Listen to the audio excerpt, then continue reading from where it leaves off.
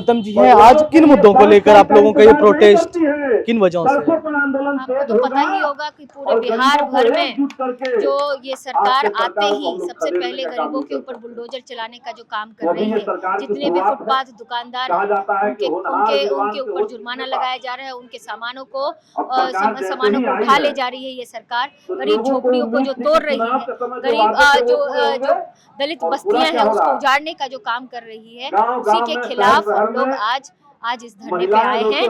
और इस सरकार को जो बुलडोजर से जो ढाने वाली जो सरकार है, जो आज कई वादे करके इस सरकार में आई और कई तरह से वोट चोरी करके, कई महिलाओं के वोट को खरीद करके जो ये सत्ता में आने के बाद ये चाह रही है कि जो मन सो करते रहेंगे, तो वो होने जाने वाला नहीं है। अगर इनको यही करना था तो आप चुनाव प्रचार में सबसे पहले यही कहना था कि आते ही सबसे पहले आपके ऊपर बुलडोजर चलाएंगे, और बुलडोजर चलाने के बाद तब आपको ये, अगर आप आ जाते तब समझ में आता। लेकिन आपने ये कोशिश कर रहे हैं कि सबसे बड़े दुश्मन आपके गरीब हैं। आप ये अडानियों को 1 रुपए पे जमीन लीज पे दिया जा रहा है, हजारों एकड़ इसी बिहार में, और इसी बिहार में छोटे छोटे जगहों पे जो बसे हुए लोग हैं उनको हटाने का जो काम कर रही है। तो ये चाह रही है कि हम प्रचंड बहुमत। लोग कहेंगे सम्राट चौधरी के गृह मंत्री बनते ही आप लोगों का प्रोटेस्ट शुरू हो गया, तो इस पर क्या कहेंगे आप लोग?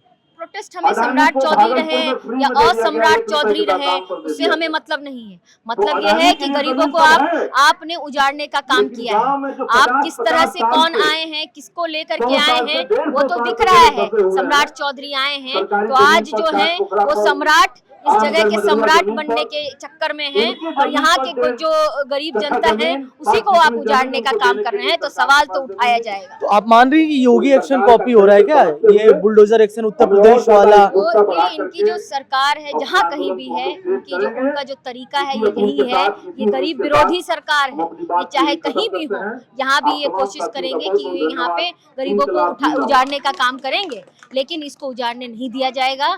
यहाँ की जनता जो है बहुत सजग है, और वो सदन से लेके सड़क तक लड़ती रहेगी जब तक अपनी बात को मनवाना। दिव्या जी, आप भी चुनाव लड़ी, बहुत अच्छा चुनाव लड़ा आपने, एक लड़की होने बहुत शानदार प्रदर्शन, कहाँ चूक हो गई? चूक कहाँ हो गई, ये तो आपको दिख रहा होगा। अभी पूरे देश भर में ये बात हो रही है कि किस तरह से इन्होंने वोट चोरी की है, किस तरह से लीगली जो है वो जो पैसे बांटने का जो काम की है। तो ये सारी चीजें, बहुत सारे इनके तंत्र जो हैं, पूरे तंत्र इनके साथ खड़े हैं। तो इनके तंत्र को तोड़ने के लिए भी हमारे जैसे लोगों को, हमारी जैसी पार्टियों को संघर्ष तो करना पड़ेगा, क्योंकि ये हर चीज को हाईजैक की हुई है। चाहे वो इलेक्शन कमीशन हो, चाहे वो ब्यूरोक्रेसी हो, चाहे वो आज देखिए, आज जो ब्यूरोक्रेसी हाथ में आते ही, जब उनके हाथ में आते ही सबसे पहले यहाँ के गरीबों को हटाने का काम किया। तो ये सब कुछ इनके हाथ में है। वो तो सब देख रहा है कि इन्होंने कैसे इतने प्रचंड बहुमत लाए हैं। तो हम लोग संघर्ष के लोग हैं,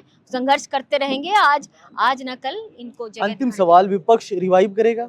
बिल्कुल रिवाइव करेगा, और रिवाइव्ड है।